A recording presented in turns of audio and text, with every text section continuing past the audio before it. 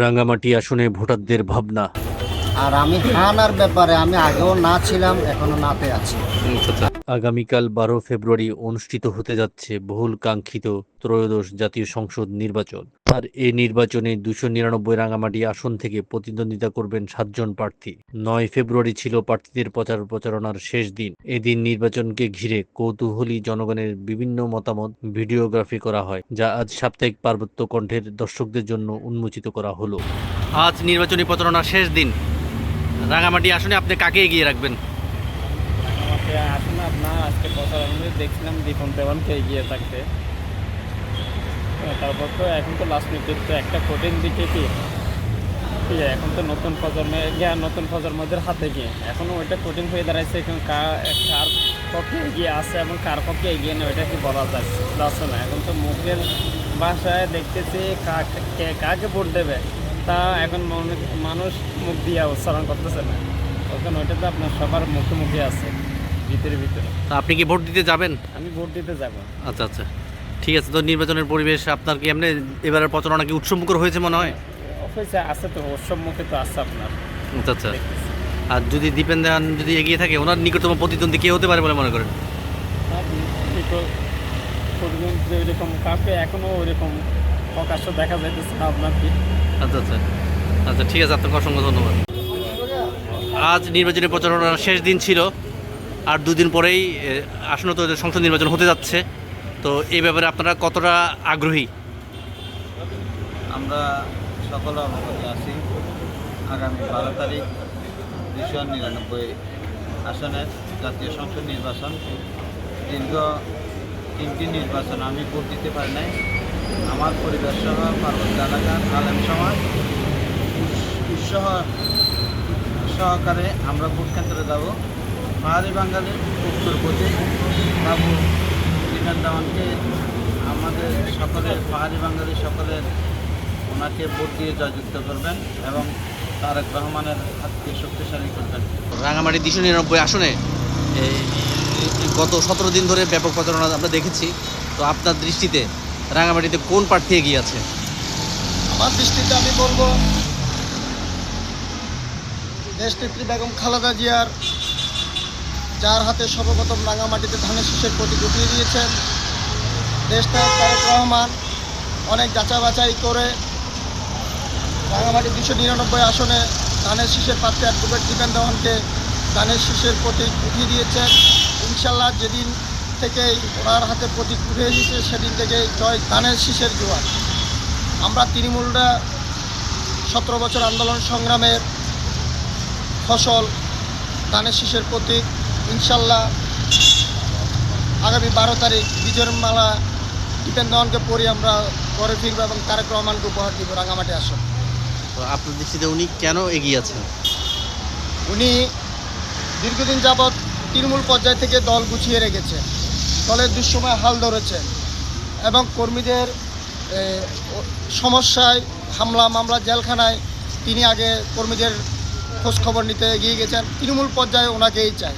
ইনশাল্লাহ আগামী 12 তারিখ দীপেন দেওয়ান জয় হবেন, এটা আমরা আশা করি। ধন্যবাদ আপনাকে। আপনি নির্বাচনের পরিবেশ কেমন দেখছেন? আলহামদুলিল্লাহ অনেক ভালো। আর আমি মনে করি আইন শৃঙ্খলা পরিস্থিতি অনেক ভালো। আগামী 12 তারিখ সারাদিন ধানের শেষে ভোট দিন। সবার আগে বাংলাদেশ।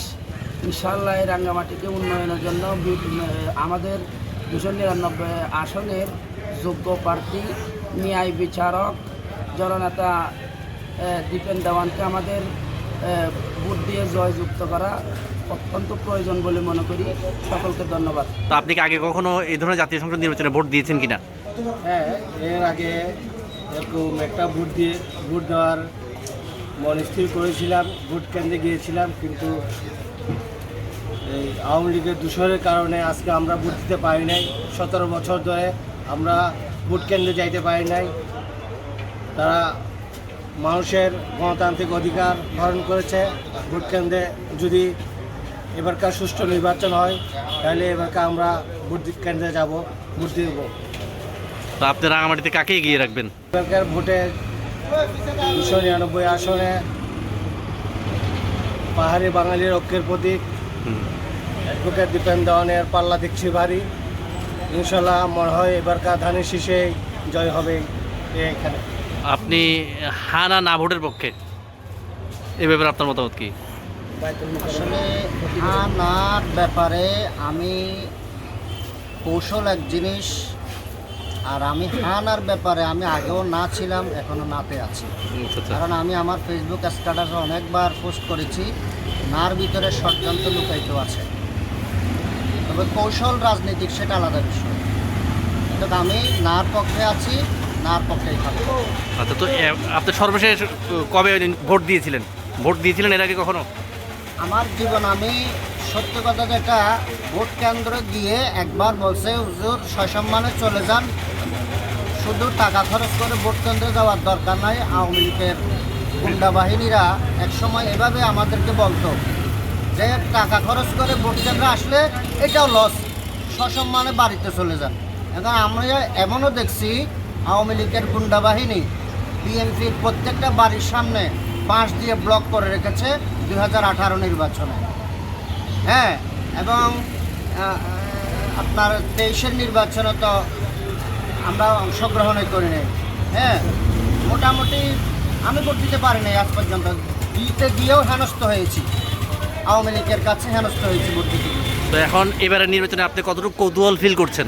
অবশ্যই আনন্দের সাথে ভোট দেবো ধানের শীষ প্রতীকে। ধানের শীষ মানে গণতন্ত্রের প্রতীক। আমি যেটা মনে করি, ধানের শীষ প্রতীক মানে গণতন্ত্রের প্রতীক।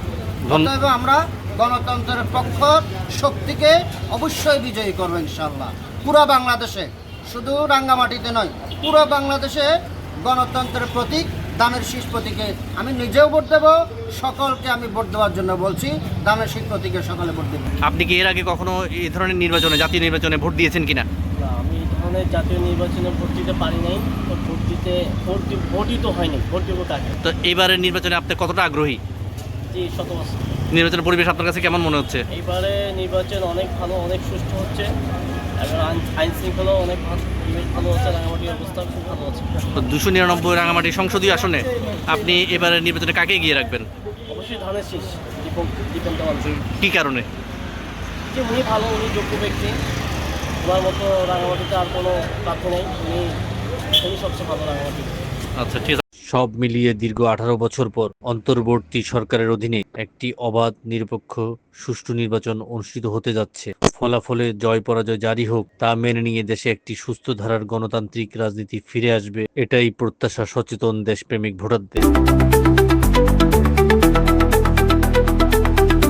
আশিকুর রায়হান ভূঁইয়া, সম্পাদক, সাপ্তাহিক পার্বত্য কণ্ঠ।